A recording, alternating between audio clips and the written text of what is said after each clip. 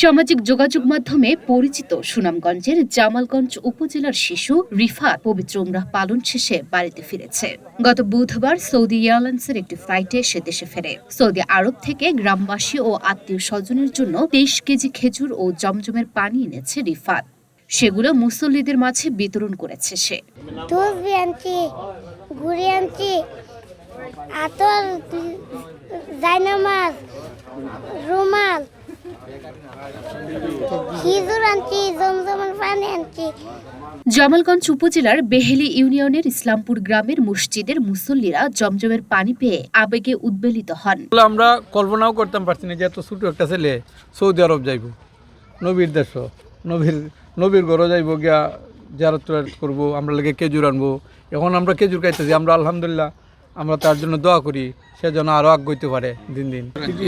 রিফাতে খেজুর আনছে, হজ থেকে আইছে, এরপরে আমরা মানুষ আটে বাড়তে দিচ্ছে, আমরা খাইছি, আমরা সন্তুষ্ট।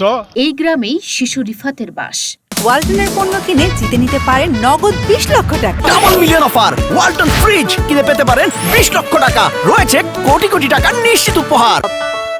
শুক্রবার জুমার নামাজ শেষে মুসল্লিদের নিজ হাতে জমজমের পানি বিতরণ করে রিফাত। এছাড়াও সবাইকে 3টি করে খেজুর দেয় সে। এ সময় মসজিদের ইমাম ও মুয়াজ্জিনকে জায়নামাজ ও তসবিহ উপহার দেয়া হয়। পবিত্র নগরী থেকে শিশু রিফাতের আনা এমন উপহার পেয়ে খুশি সকলেই।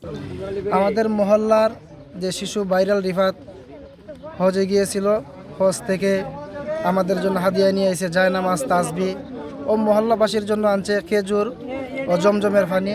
আমরা সবাই রিফাতের জন্য দোয়া করি, আল্লাহ তাআলা যেন রিফাতকে দ্বীনের খাদিম হিসেবে কবুল করে।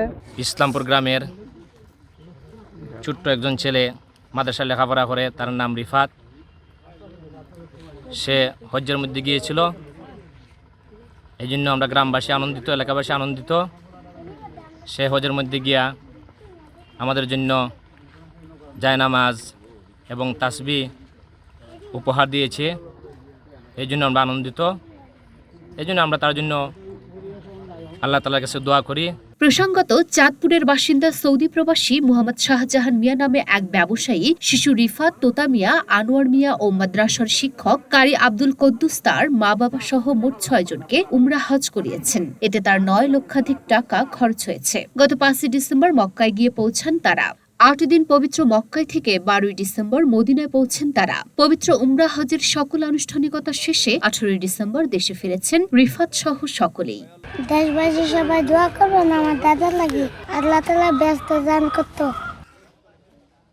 Luna Afroz Nipa, Dhaka post.